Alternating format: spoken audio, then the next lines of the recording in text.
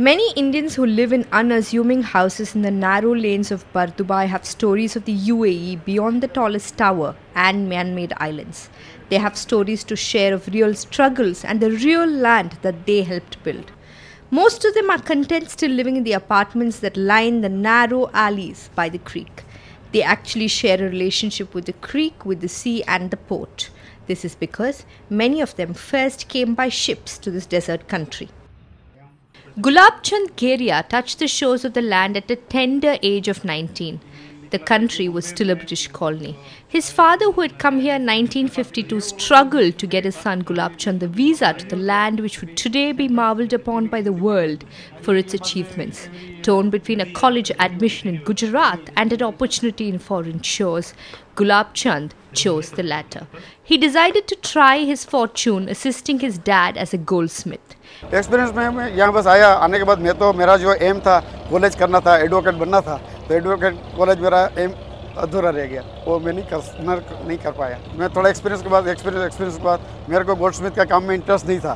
पिताजी जो कर रहे थे मैं बोला आपके साथ मैं सपोर्ट करूँगा, लेकिन मेरे को इंटरेस्ट नहीं है सोना का काम करने का।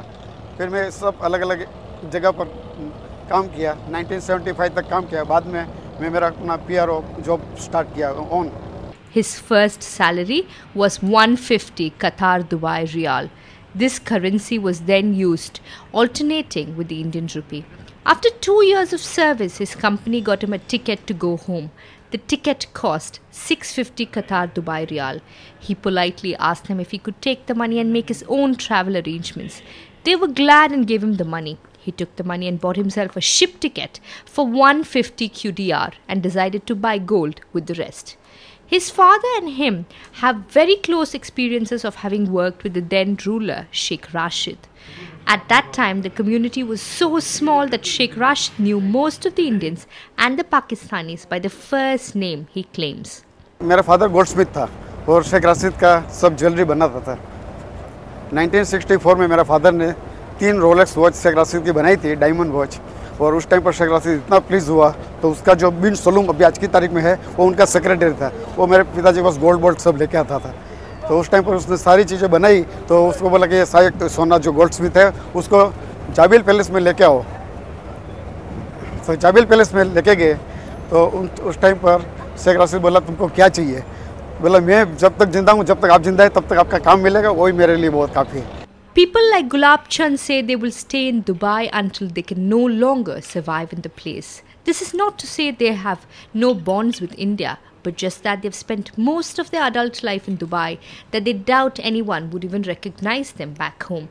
Though his wife first had apprehensions about the desert, today she cannot even remember her days in India. मैं जब दुबई में आई तभी इधर कुछ नहीं था, ऐसे हम पुराने मकान में रहते थे। जब मैं टैक्सी में से उतरी तो मेरे को लगा ये तो इतना छोटा विलेज है, अभी मैं कैसे रहूँगी, इधर तो अपना कोई नहीं है। This is the case with Vijaya Shah as well. Vijaya came here as a young bride, but was quick to find the ways of the place and land herself a job. She moved from one profession to another, but was determined to stay in the country. I have started since मैंने 78 से तो मेरा office चलता है, तो अब तक है। तो अभी तो मैंने 2 स्टाफ और भी रखे हैं और काम बहुत अच्छा चलता है।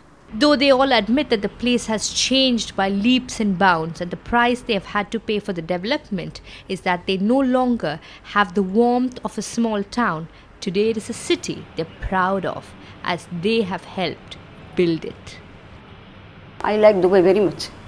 My children they studied here. मैं जब आई तब छोटे छोटे बच्चे थे, अभी तो वो शादी भी हो गए, बच्चे हो गए, तो इधर जीने का मज़ा आता है। तो हम लोग तो इधर इतना हो गया, अभी जिएंगे इधर, मरेंगे भी इधर, ऐसा हो गया है।